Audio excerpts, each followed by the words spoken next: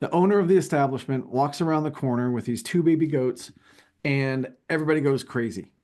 Everybody goes nuts, right? They're going to play with the baby goats. They're joking with them. They're having their picture taken. They're doing all these different things. And of course, in my attraction pro mind, I'm thinking he just got us to stay longer. Now, I don't know if this was his actual um, uh, motive, or that he saw some of the people in my party, myself included. There were some dogs that were there and we were playing with the dogs. He knew we were animal people. So he said, well, I'm going to bring out these goats because I think they would enjoy them. Well, what that led to was us, sticking around a little longer, having another sampling. Now we really wanted to stop at the gift shop on the way out, which is another similarity, right? Every good theme park attraction ends in the gift shop. So does this. Tired of outdated systems holding your attraction back? Gatemaster believes technology is part of the experience, transforming every touchpoint into an opportunity. Imagine seamless online booking, effortless mobile ordering, and data-driven insights at your fingertips. Ready to revolutionize your guest journey and maximize revenue? Power your attraction with Gatemaster. Discover the future at gatemaster.com. Welcome to the Attraction Pros podcast, where we discuss the latest trends and challenges facing the attractions industry today. We chat with some of the top leaders in the field and provide resources that will help develop your career in this great industry. I am Josh Liebman. I am obsessed with the guest experience and helping attractions make that their top priority for success. And I'm Matt Heller. I am passionate about organizational effectiveness, leadership development, and employee engagement. Now sit upright, hold on tight, and get ready for the Attraction Pros podcast. Hey, Josh, how are you? Hey, Matt, I'm doing great. How are you? I'm fantastic. Why are we saying it like that? You know what we're going to be talking about today. Let me ask you a question. Okay, let's say you're out with your friends, you're enjoying a nice afternoon, relaxing, and all of a sudden, in your proximity, there are a couple of baby goats. What do you do? Are we talking about the animal or like Michael Jordan, Tiger Woods, like greatest of all time? Hadn't thought about that, but that could be a different conversation for another day. I would say the animal, the baby goat. Okay. I'm glad we clarified. Yes. I probably would not leave. I probably would enjoy this new, unique experience that just happened. And that's exactly what happened. So this minisode is kind of about goats, but also about experiences that are related to theme parks, but may not happen at theme parks. So recently, some friends and I went to Kentucky to go on the Bourbon Trail. And first misnomer, it's not actually a trail. So whatever marketing person came up with this, brilliant, but it is not actually a trail that you get on and you can go to all these different places. So many of them are spread out. Some of them are on the same road in Louisville, but neither here nor there. So where did the baby goats come in? One of the first stops that we went to was a place called Whiskey Thief in, was it in Frankfort, Kentucky? That is not the important thing. The important thing is it's in Kentucky. And we stopped and we, had some beverages and we were sitting around this open pit fire.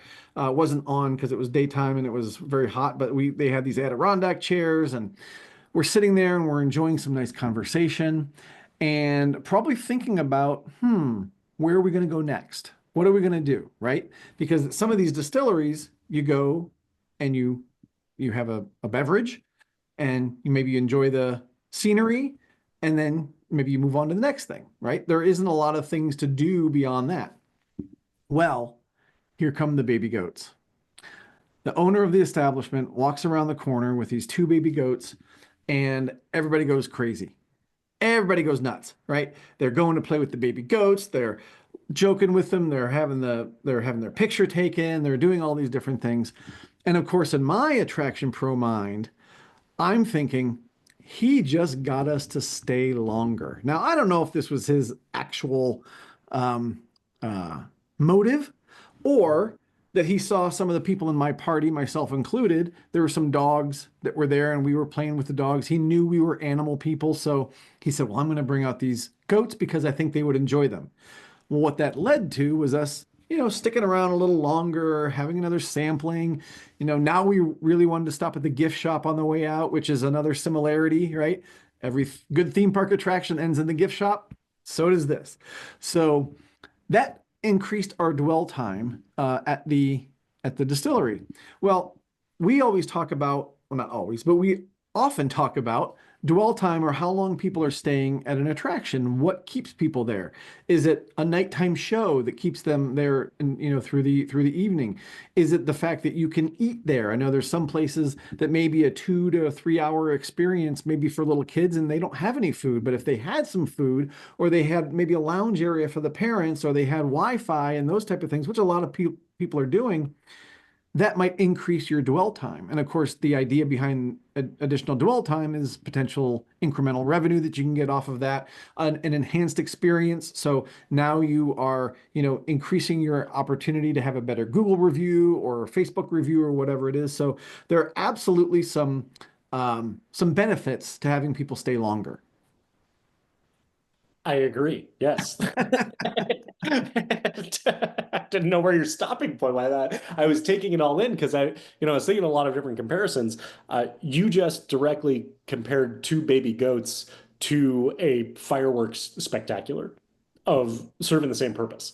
And I think that that really shows kind of how we can take this concept to say, if you want people to stay longer, think about things that may or may not generate revenue, maybe even if there is a cost, and recognize the cost to benefit analysis with that. Those goats, you did not pay to play with the goats, right? They were done, and I would imagine that there's a cost to feed and house and keep these goats, healthy, right? And kind of from a maintenance standpoint, from that. But then, and like you said, there may or may not have been intentionality behind this, but as a result, you stayed more, you spent more money. So the question really is, how can you slow your guests down that allow time to actually go by a bit slower for them? Because you had already kind of checked the box. You had completed this experience and you were about to be on to the next, and you would have been perfectly satisfied with the experience that you had. And now here was something you hadn't particularly expected that then sounded like time slowed down with that. You stayed longer. And the byproduct of that is you spent more money too. Sure. Well, and what's interesting, again, we don't know the specific motive of the owner there. Was this a calculated experience, right? Where at certain times of day, they're going to bring those out and the people that are there, they're going to see them. And then, when that group sort of leaves and then they put the goats away and then, it's almost curated, right? And I don't know that it was that thought out, although it could have been. I don't want to, say that he wasn't thinking like that. But I absolutely think it was reading your guests, and maybe this is part of what you're getting to as well, is reading your guests, understanding what they need, and being able to provide something that extends their stay, right? Mm-hmm. Or makes them want to extend the experience. And I remember when you and I went to the aquarium in New Orleans, and they had that tarantula, right? Mm-hmm. That slowed us down, right? From getting through. Up. But I think the intent was to slow us down, right? So that we spent more time, there was more dwell time, there was more opportunity for us to kind of take it all in. And yeah, I think it's a great sort of kind of nugget to think about. How do we slow that process down for our guests? And not only so that we can make more money, although that's a great byproduct, but you want them to enjoy their time.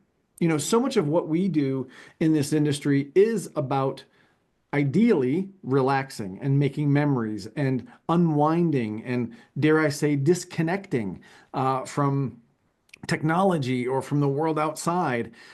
And how do we slow people down to the point where they will actually do that? I think we've had the conversation before about sometimes people love to go on cruises because there's no internet access, and they can disconnect without the guilt of actually disconnecting. So how do we encourage people to do that through our experiences? Yeah. The other thing too, kind of as in thinking about this, is it was a surprise and delight moment for you, Yep, right? It was for something sure. you had not expected. Um, it was obscure, and ultimately it became the story. And that's perfectly fine. In fact, that's a great thing, is that they did something to actually give you a story to tell, which in our industry, it's an intangible experience.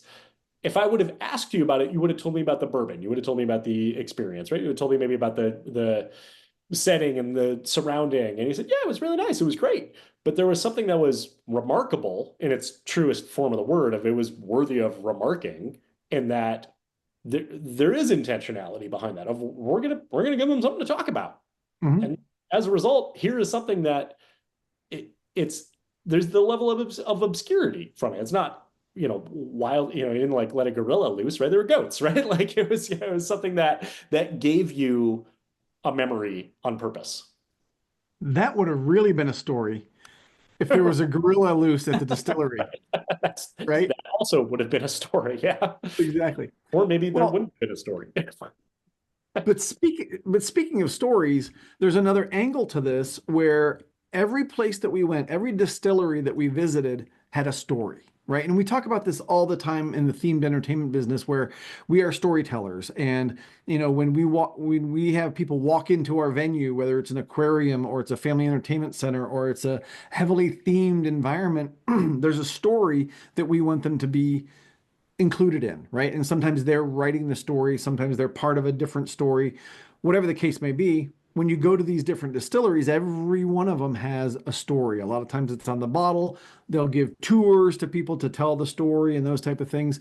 And what's interesting, and what I found interesting, is how the story, when told, in a very engaging and genuine way, like we've talked about before, it heightens the experience of what you're experiencing, right? So if you go to, any of these distilleries and you hear the story of how the bourbon was first created and why they're there, and what trials and tribulations they had to go through, and all these things that ultimately brought this bottle to you with the bourbon in it, and now you're drinking that, and now you're drinking history, and now you're drinking, makes the bourbon taste better, right? Yeah. And I know we've talked about it before, where the story and the being on vacation sometimes makes food taste better, right? Mhm. And so now it's like you are hearing the story, you're part of the story, and you're also ingesting the story. Not to get too graphic, but I mean, the story now is part of you and it's inside of you, and you can kind of feel it, and it warms your innards, and all those things happen, and now you really feel part of that story. So that's kind of how they create that immersive story experience, very similar to what we do in the quote unquote themed entertainment business. Mhm. Well, I appreciate you sharing this story, My pleasure.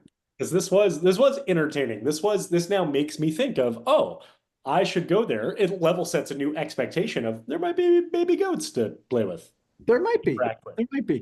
Yeah, Yeah. Even cool. if you don't like bourbon, there's baby goats. Yeah, well, I do like bourbon, so. Awesome. Well, Matt, thank you for sharing this. This is a great mini-sode talking about dwell time here. And for everyone out there listening, just remember, we are all attraction pros.